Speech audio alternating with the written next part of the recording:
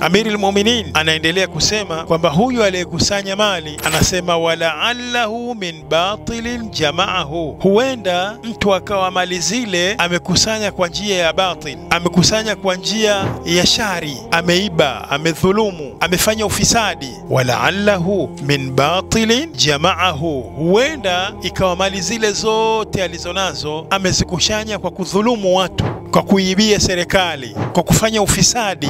Wa min haqqin mana'ahu au la, mali zile zimekuwa nyingi kwake kwa sababu kuna haki ambazo hazifanyi. Yeye anastahiki kutoa zaka lakini hatoi. Kwa hiyo mali inayobakia katika mali yako ambayo unastahiki uitolewe zaka, mali ile inakuwa ni mali ya batil, ina haram ndani yake, kwa sababu kuna haki ambayo ya msingi ya kisheria hujaitoa na unaendelea kuilimbikiza. Kwa hiyo ujue kwamba kila ukikusanya mali, ukiwa na dhahabu, una dhahabu magramu yamekusanyika 10,000, 20,000, we kila mwaka yapo, ujue kwamba kila ikipinduka mwaka kuna haki inatakiwa itoke katika dhahabu ile, kuna haki inatakiwa itoke katika fedha ile ulionayo, kuna haki inatakiwa itoke ya msingi, zaka, kuna sadaka, kuna khumsi zinatakiwa zitoke. Khums, faida ya 1/5 inatakiwa itoe. Kwa hiyo kama utakuwa unazikusanya tu zile, halafu unazihesabu kwamba ni miongoni mwa mali zako, ujue kwamba unakusanya mali kwa njia ya batil, kwa sababu haki ya kisheria umeshindwa kuitoa. Wa min haqqi mana'ahu asabahu haraman, mtu huyo ameipata haram,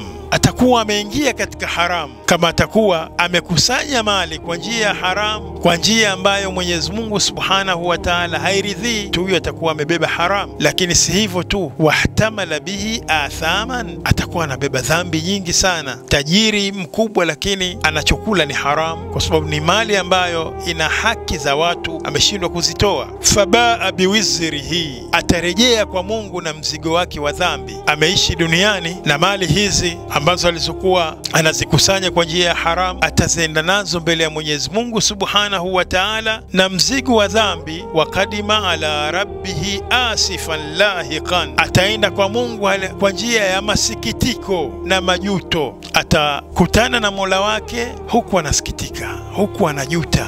Kwa nini? Kwa sababu amejikusanyia mali za haram na hajazitumia katika njia za kisheria. Khasira dunia wal akhirah, atakuwa amekula hasara hapa duniani na kesho akhira. Dhalika huwa al-khusranul mubin, na hiyo ndiyo hasara kwa kweli iliyokuwa kubwa, hasara ya wazi. Mtu ameishi hapa bilionea, lakini kwa Mwenyezi Mungu Subhanahu wa Ta'ala anaenda anatupwa ndani ya moto wa Jahannam. Mwenyezi Mungu atulinde na hilo. Wassalamu alaikum wa rahmatullahi ta'ala wa barakatuh.